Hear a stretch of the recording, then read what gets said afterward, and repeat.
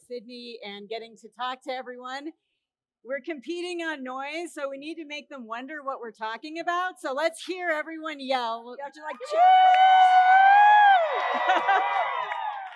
Excellent. I feel like we should say that many times during our session, just so that they wonder what are they missing exactly. So, well, it's great to chat with you. And Cydni and I have known each other before, and I find every time I'm talking to Cydni, I end up going off on a tangent because there's so many different questions that I have. So I've taken a few questions for us to talk a little bit about in this conversation. So kind of, diving in, the topic of this conversation is really around culture and this new world of work. It's been crazy the past 2.5 years.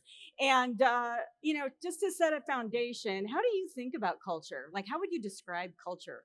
Yeah, this is a great question. And actually one that I think about all of the time as I'm building and operating a company. And for me, I've decided that the way that I embrace the definition of culture is this idea that it is what we celebrate and what we tolerate in its most simplistic form. Like, you think about the culture inside of a company, right? You think about the things that define who we are and all of the things that we talk about, our values and our mission.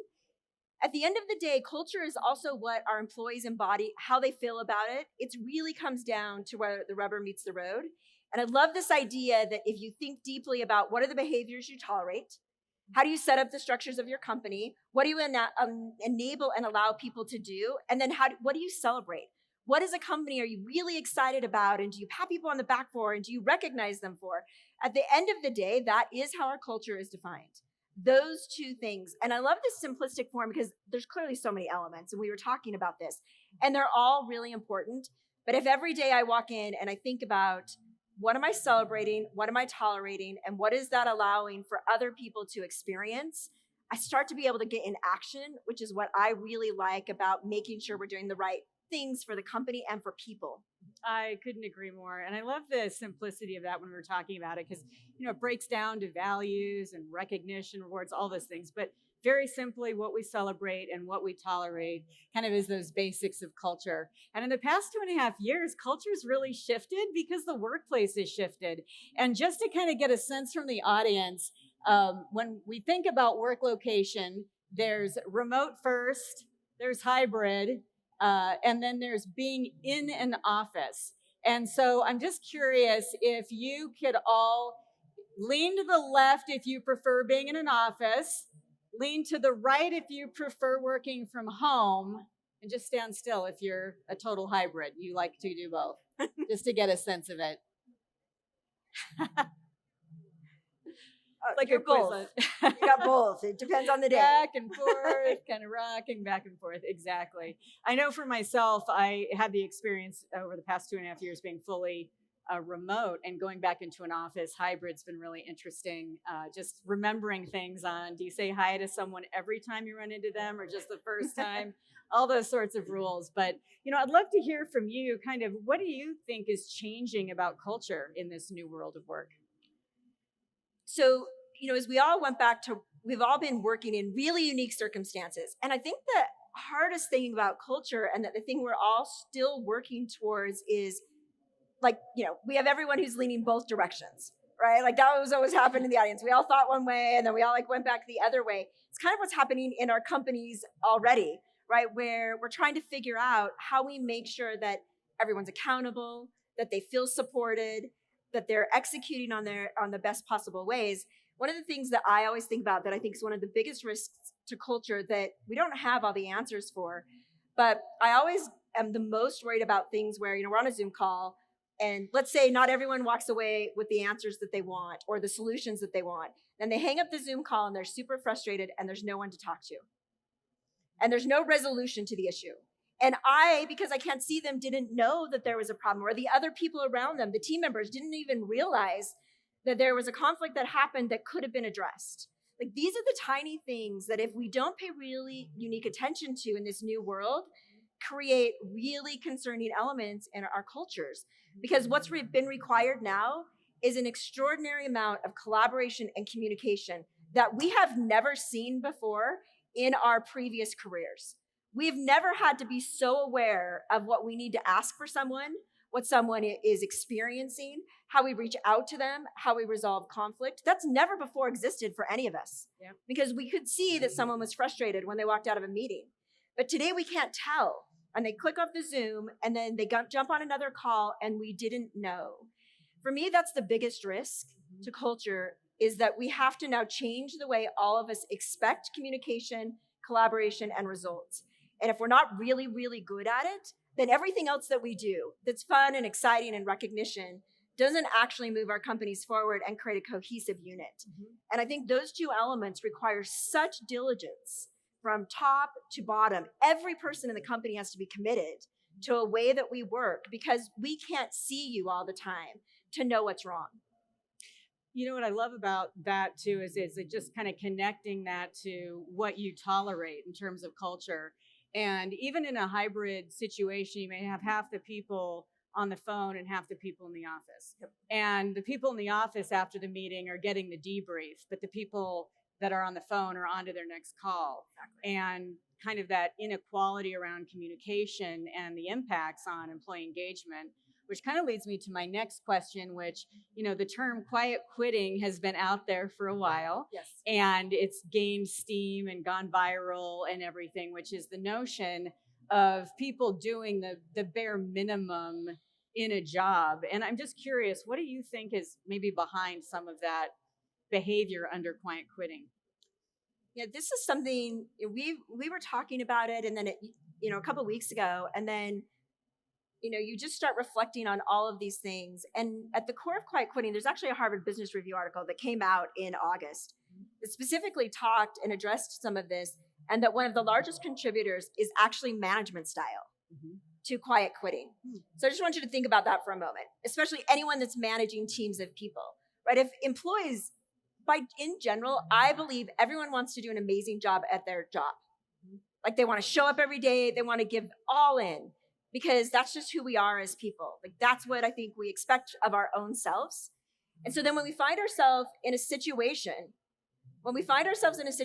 where that's not true, right? Where we're like, I'm just going to do the bare minimum, then that means something else has happened. And what we've learned is that it often goes to management and the managers of the people. Well, that's really interesting and somewhat concerning. Yep.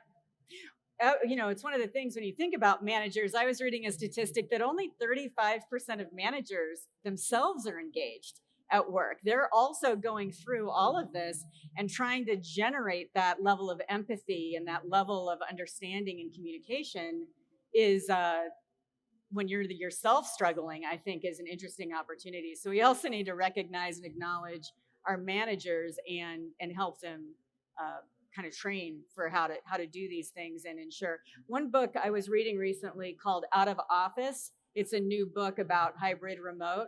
And they were talking about the notion of productivity and efficiency, and that we keep getting more productive and more efficiency for what? To work more, right? And so it then creates this sense of productivity, efficiency, more work, and then that leads to burnout. And I also think about mental health and the impact that having this very concentrated life. I know working remotely, I was on call after call. There was no walking between offices. I stopped drinking water, so I just didn't need to leave my desk. And so, all of this is, why are we getting more productive? Why are we getting efficient? How do we balance those types of things? What do you think that we should be having managers focus on as they look to improve engagement and look to improve this state of quiet quitting? So I really think we're in a stage from a management and leadership perspective where there's a whole new set of traits and characteristics that are needed that probably weren't as apparent even 5 or 7 years ago. I think about it as your emotional intelligence. And we've all heard, emotional IQ. But in a world that is all about people, and it should always have been about people, right? It's not about efficiency and productivity. It's about having amazing people on amazing teams that accomplish amazing goals. That's really what we're building. Yeah. And that's what we want people to do, is show up and perform. But in the world of this quiet quitting that we're talking about, what's happened is management's now a different skill set. We have to be so much better as managers of understanding, what do our people need? How do we show up for them? How do we support them? How do we make them accountable? How do we just set them into the most possible successful position that they can embrace? And that's a really big change, because we used to have to be so emotionally connected to all of the people. But it is those managers people want to work for. Those managers, people come into the office, they love working for them, they want to step into that role, and they're willing to go all in. Kind of making me think of one specific example where I think this shows up. In the world of, hybrid and remote, we're all in these like flexible work schedules, right? So if I come in the office for a couple of days, we're no longer required to be, butts and seats, like 8 to 5. And so the dynamic of the world has changed, but we're still in a place where people ask permission to leave. And I just want to use this as one specific example that you might consider changing. Wonder if your people don't have to tell you that to get permission that they leave. They just come to you and say, I know what I'm accountable. I know what I need to do my job. I'm going to be gone for the next 2 hours and I'll be back. Like, why do we have to ask permission to leave? Why can't we just say, like, I know what my job is, I'm doing an amazing job, and I will be back? And wonder if managers expected that as the response. Wonder if we all just said, you're right, like, you just tell me, whatever you need, I fully support you. You make the decision, you make sure you know what you're responsible for, and I support you. I think that completely changes, in one very small way, the relationship and the support structure of people who work for us. And I don't think we even do those little things because we never thought about it. And so we have to have this whole other layer of emotional IQ. I think that's what we should send all of our management teams to learn. Right. Is how do we really lead as empathetic leaders for people in what they need to be successful? I think that's our job when we lead teams. That's our job. If we do that, people will want to work for us. They want to come into those teams. They will seek out those places. So I think that's a unique challenge that we all face as we run teams is, are we doing a good enough job on that so that that's possible for our team members? Well, I also think as leaders, I mean, it's such a great point in kind of being that magnetic leader, but then retail and manufacturing and being a call center specialist where scheduling, unfortunately, you do have That's to right. manage that. But as leaders, we need to ensure that we're staffing correctly. Because one of the things, and again, this was another element in Out of Office, you can always tell what book I recently read because I refer to it a lot, but Out of Office talking about the notion of constantly looking to trim headcount and try to keep things as lean as possible and wondering why people aren't using perks and other benefits. And the only way to give people that extra time, which I do believe is necessary, to take extra time when you do need that self-care break or to care for a family member, is when there's enough staffing to compensate for that. And I think as leaders, especially as a lot of organizations are going into annual planning, really think about that and ensuring that we're prioritizing the right work for people to work on also, so that we can give them a little bit more flex because it's just not sustainable. That's right. Well, it's been really interesting. So we did an acquisition of a contract manufacturer in the company that we're building. And over the course of this last year, for all sorts of reasons, we've had a really high call out ratio of people who are working in jobs where assembly lines need to run. And as we stepped back and we looked at it, we actually found it was also very tied to management. So this idea that even in those roles where we need people to show up so we can get product produced, we can get it out the door, we need people to service people. All of those things are true, but so much of the call out has been related to the leadership of those teams and their ability to communicate what they need, their ability to say, do you know what, I have this high priority item, I need to do this, how do I restructure? People, when they just call out and they didn't tell you anything, we've actually found it's also tied to leadership and the people who are managing those. So I think the entire ecosystem is really tied to how we develop great leaders that will collaborate, communicate, problem solve, and set expectations. I totally agree. One thing that you brought up when you were talking about this that I just thought was fabulous was gratitude and recognition as a leadership element. That is sort of, it pays two dividends because it enhances the employee, but it also, when you are giving gratitude and recognition, it actually makes you feel better too.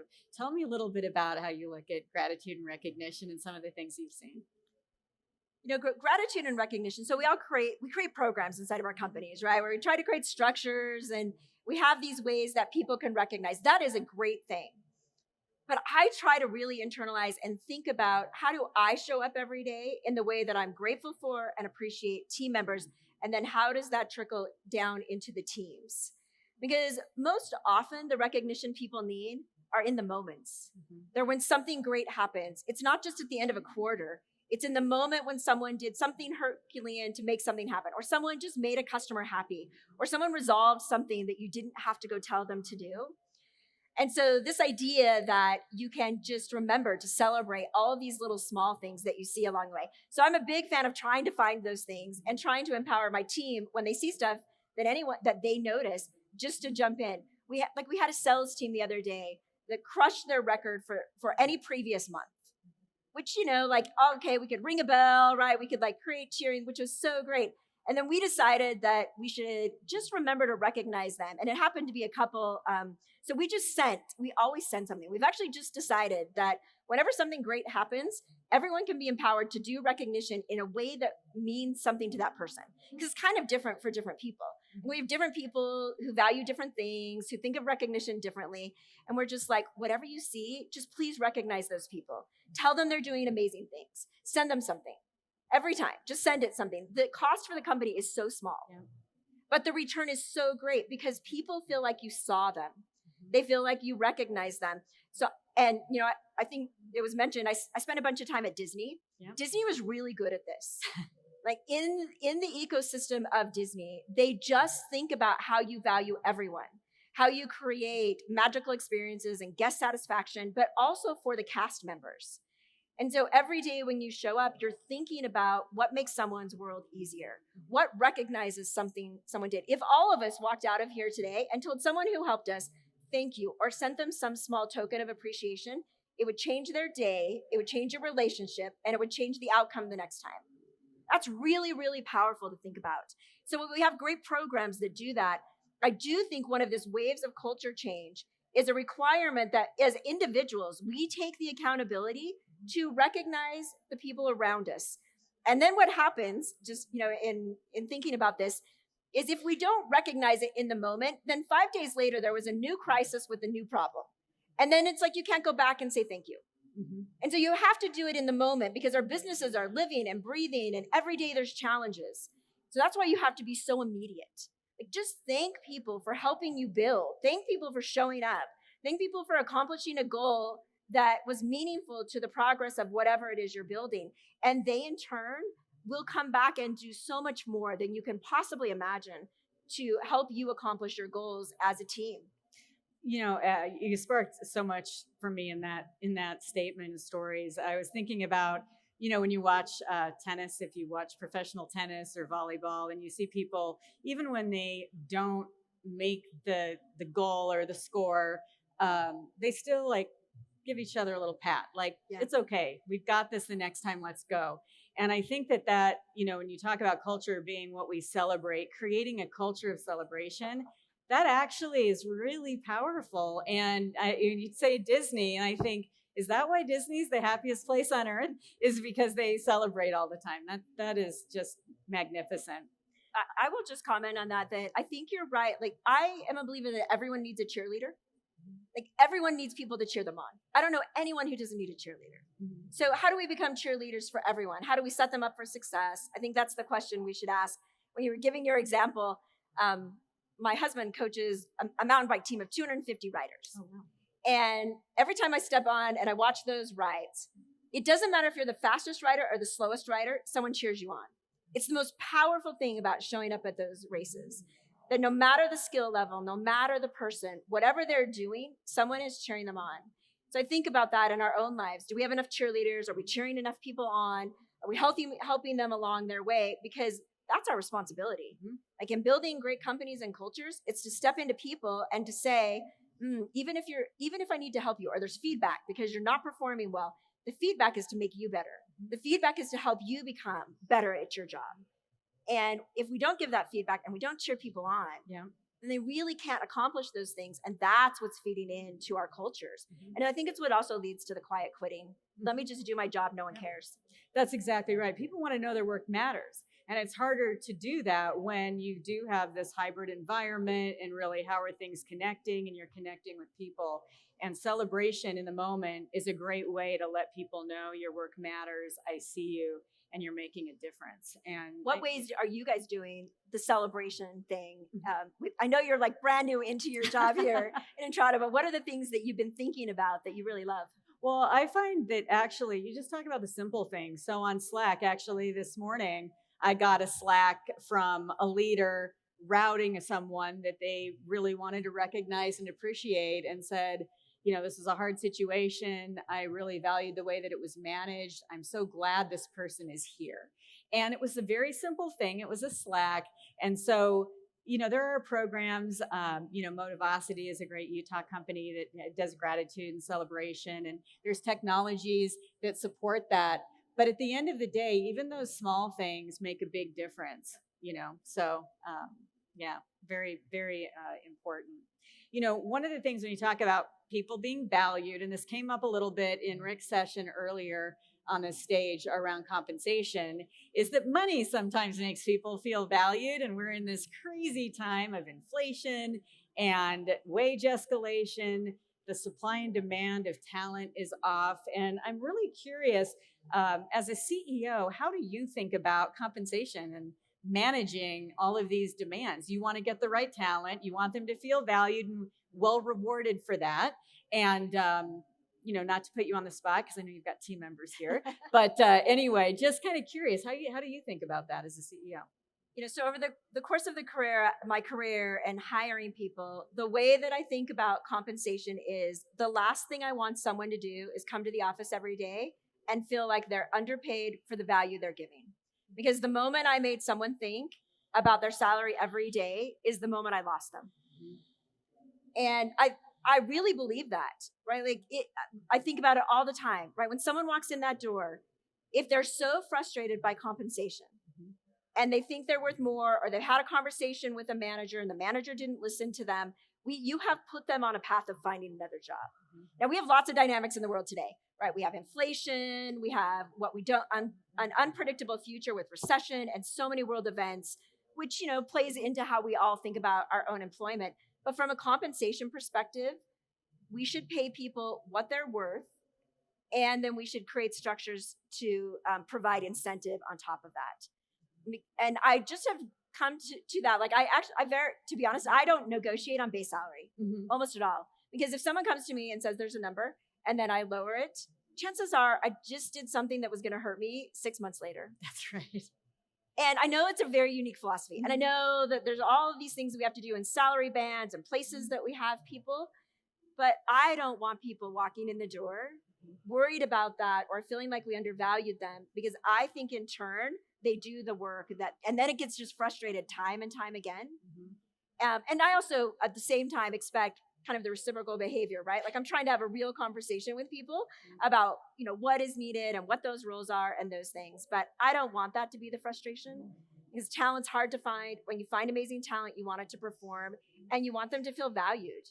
And it will never be a perfect system. Right. But that is the way that I think about it as I step into how I address compensation. I really appreciate that. And, it's one of those things too that I think, on one hand, compensation is important in how people are valued. But I also think an underused tool is the stay interview and understanding that isn't the only thing. I mean, as an HR professional, when someone's trying to retain someone, 99% of the time, they're asking HR for some exception in compensation. When in reality, if they really understood the person's motivations, it might be going to an executive education class or getting some additional time off or a break to go to Europe or something else.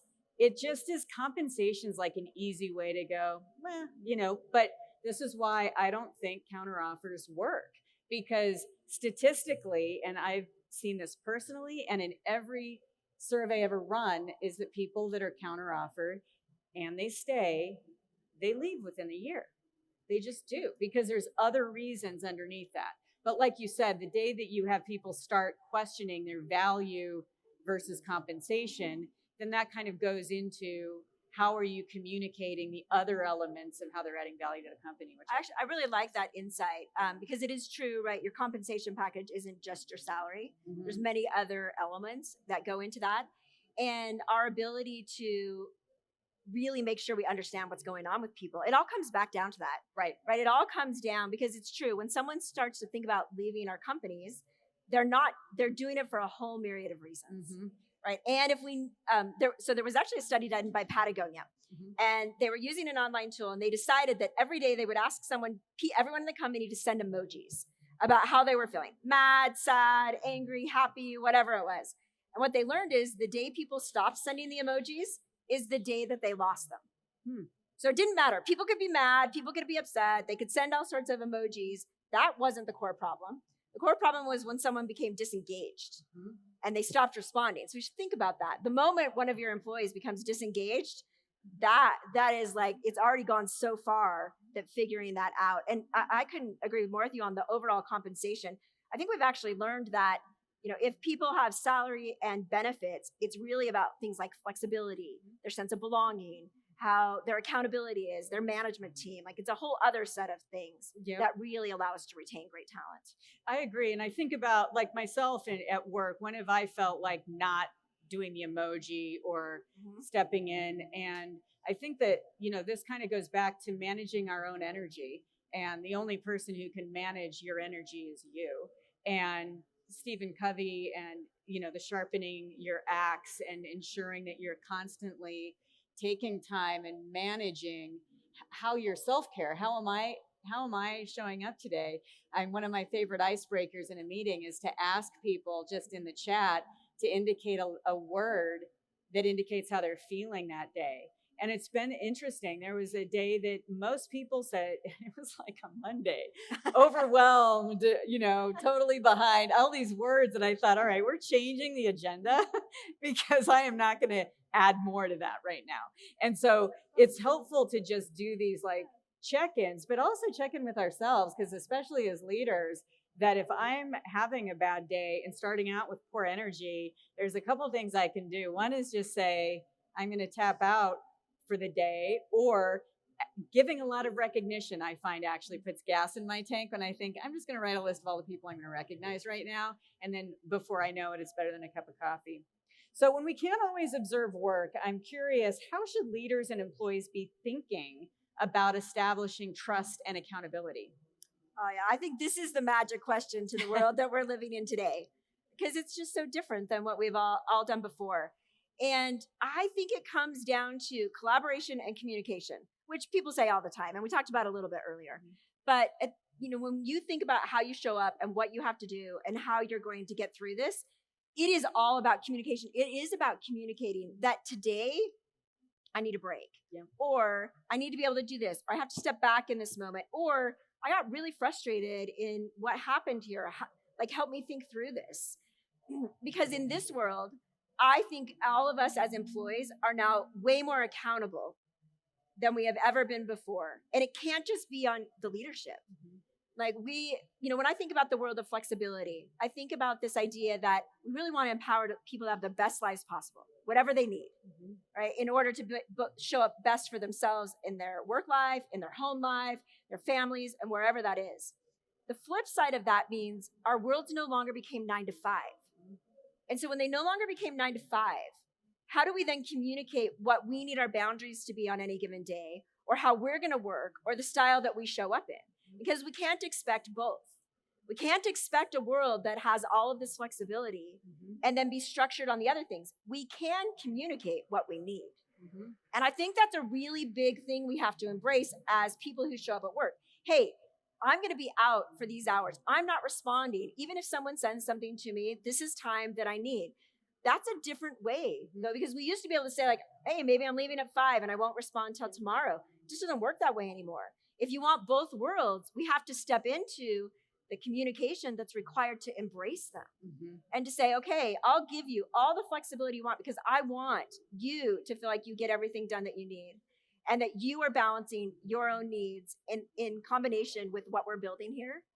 And at the same time, you have to help me understand those boundaries and give and take in that relationship.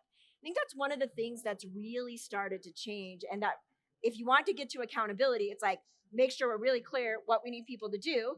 And also, I think we should always also be thinking about, maybe someone forgot exactly all my tasks, but there are other things that I see that I could do that I'll just raise my hand and say, hey, I'm jumping into this. Let me see if there's a problem there. But all of this requires an utmost level of communication that we have really never seen in the workforce before.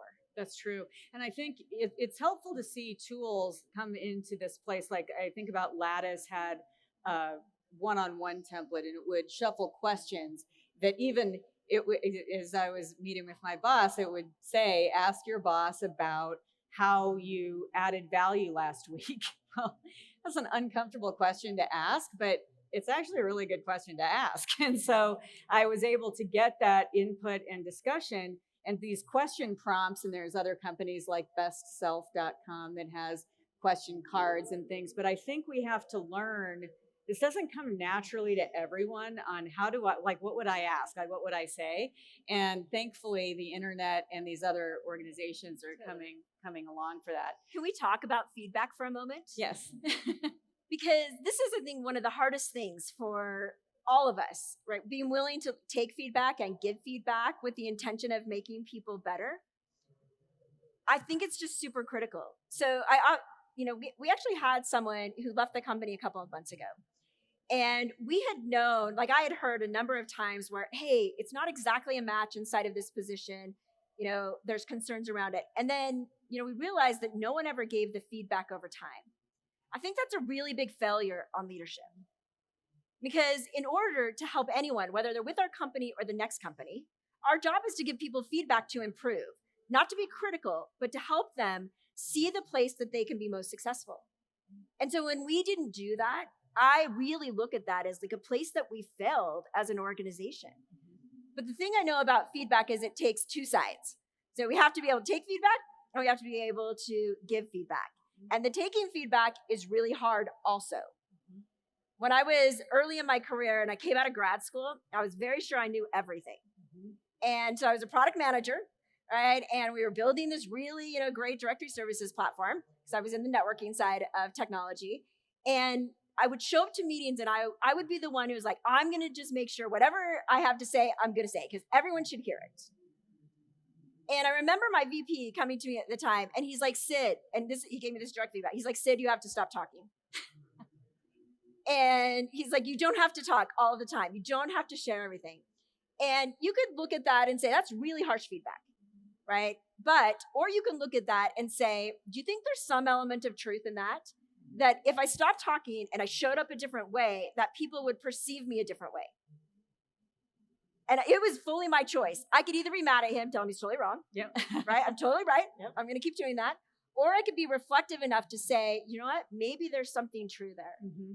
It became a very pivotal moment for me in my career to say, he is right. People will see me differently if I show up in a different way. And as I built my career, that has been one moment of feedback where I've forever been grateful that he was willing to step into that space and tell me something that I could not see for myself. Mm-hmm. And by allowing that for me to both say, okay, I'll take this feedback, and for him to give it, it allowed me to have a different career path than I think I would have had otherwise. And I think we have that responsibility. Be willing to give constructive feedback that helps people, and be willing to receive it. It's become my motto. Almost every time I walk out of a meeting in a pitch, I actually ask the question, could I have done something better? Did I make a mistake in what I responded that way? Should I have done something different? Mm-hmm. I try really hard to be the person that's like, please tell me. Like, I can't improve unless you tell me. And I'm going to make a bunch of mistakes along the way. I'm going to say the wrong thing. I should have handled something differently. There's something I didn't know I should have known. But I'm happy to have the feedback, because now I'm aware of something I wasn't aware of before, and then I become better. Mm-hmm. So I think that's one of our additional challenges in this new world, is it's okay to get feedback, and it's great to give it. And that's how we learn and move forward. I totally agree. I feel like, there's the old adage, feedback is a gift. And I feel a little bit like the emojis, that it didn't matter if it was happy or sad emojis, but you had engagement. And when people are giving you feedback, that shows they care, actually. It's hard to give feedback, really hard. It's hard to hear it, but I it's harder to give it. It is. It really, because people want to do a great job at work. Like you said, I'm trying to do my best. And now you're telling me I didn't. And that can feel vulnerable, but it does show people care. It is how we get better and how we move forward. And similarly, I'm really grateful for the people that have been bold enough to step into that space. And I know I wouldn't be here if it weren't for the people who told me what I was doing not as well as I might otherwise. Exactly. And I will you're just making me think of just this one comment, which is we have to give constructive feedback, right? And so the intent of feedback should always be to help someone like think about what they could do. Because I do sometimes fear that feedback is given just to put someone down. And I think that's the worst kind. It's really about helping someone perform better at what they're doing and coaching them in a way that brings them to a better place. I really liked in Franklin Covey's training, they talk about share your intent of the feedback. My intention is this, and here's the situation, the impact, and a suggestion. And that's, I found, just it helps me actually frame feedback, because sometimes I'm like, I'm actually just giving that feedback because I'm cranky and I don't really have an intention that matters. So let me just go do some self-care and go and not do that. And so I think using those models helps both the giver and receiver. I love that model. Yes, you should publish that model. Well, Franklin Covey already I know, did, you just republished for all of us. Exactly. So I would be remiss in asking, not asking a question about diversity and inclusion. As the founder of the Women's Tech Council, which I know when I came to Utah was just opened the doors to me. And when I think about being included and belonging in Utah, I really owe so much of that to the Women's Tech Council. So thank you for that, and for you and your team and your magnificent celebrations that you do that really honor the women in tech.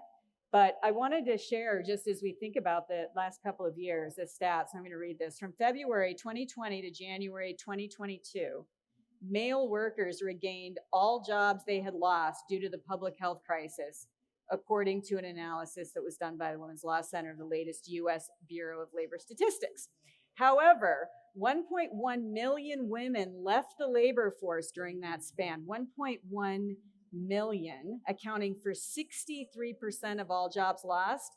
And while women have gained 188,000 jobs in January of 2022, they're still short by more than 1.8 million jobs that have been lost since 2020. Just stark. It would take 10 months of that job growth in January just to get women back where they were in 2020. And so as we think about diversity and inclusion and gender balance in organizations now, what sort of guidance or advice or thinking do you have around that for us?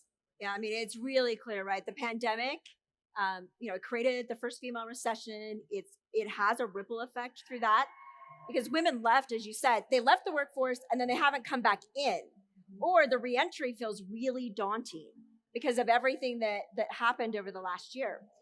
And so I'm going to share two thoughts on this. So yesterday, there's a new report that's going to come out about the tech workers in Utah and the numbers. We were having a discussion about it as an early preview yesterday. And one of the numbers that made me really sad is that we still have a decline in computer science graduates, fewer than when I came out with my computer science degree. This number always makes me really sad when I look at these numbers, despite everything that we're doing. So while there's that stat, the other really interesting discussion that we started to have is that women are taking non-traditional paths into the workforce. So they're going into things like coding boot camps, which isn't counted in computer science degrees. They're taking other skills and assessments coming in. They're taking part-time jobs and coming into the workforce. They're looking for hybrid roles that aren't centered here. They're developing skills from other resources that they're going to. So when I think about diversity, equity, inclusion, belonging, all of those things that are so critical to our workforces, I actually think one of the things that we have to do as companies is be very open to new pathways. Because we have not traditionally been really great at different pathways people enter the workforce. We're like, okay, there's this pathway. This is how we hire people. We have a hiring process. We put you in and out of buckets this way, and then we keep building. But guess what? Women are coming back into the workforce in different ways. But are our companies really showing up in ways that don't look traditional? I don't know if we have really crossed that hurdle. because we're currently set back 30 years in the workforce for women. It's very disheartening. And the only way that I know to change those stats is a collective effort that says we're willing to try things new. We're willing to accelerate paths and make them shorter than the paths that we had. Right? Maybe it took me a really long time to get to the executive suite, but wonder if we make it faster for other people. Wonder if we give them more stretch assignments. Wonder if we give them more opportunities into the boardroom. When we do, because the other stat we have working against us is that executive level women are quitting at a significant rate higher than anyone else. So now we're losing talent at executive positions that can't even get into the full C-suite, and then we have to make up that entire gap. So you look at all of these challenges that we're faced. The only way to solve it is a collective solution that says every one of us take responsibility on how we make change.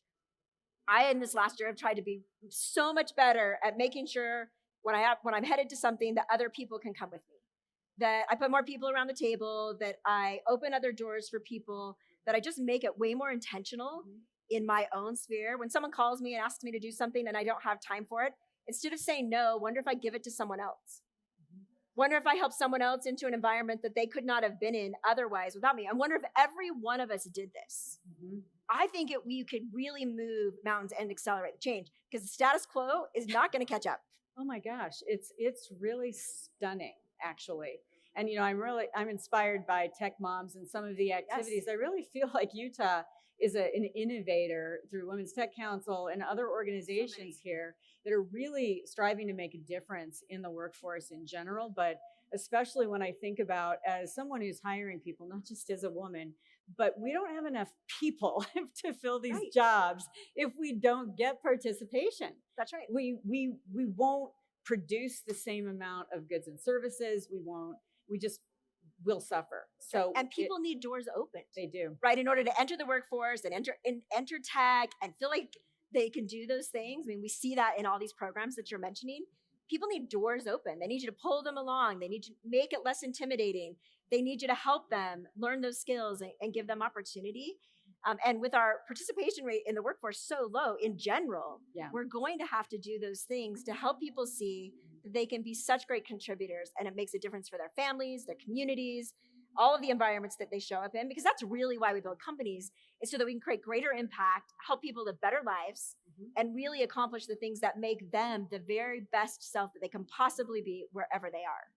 Well, that is a fantastic note to end on. I cannot believe I'm watching the countdown just hit 0. The time just goes so fast when we speak. Thank you so much. I hope to everyone here that you had at least one idea on something that you can do to help spark a great culture in this new world of work. So thank you. And thank you very much. Thanks, Laura. Thanks, you guys, for coming.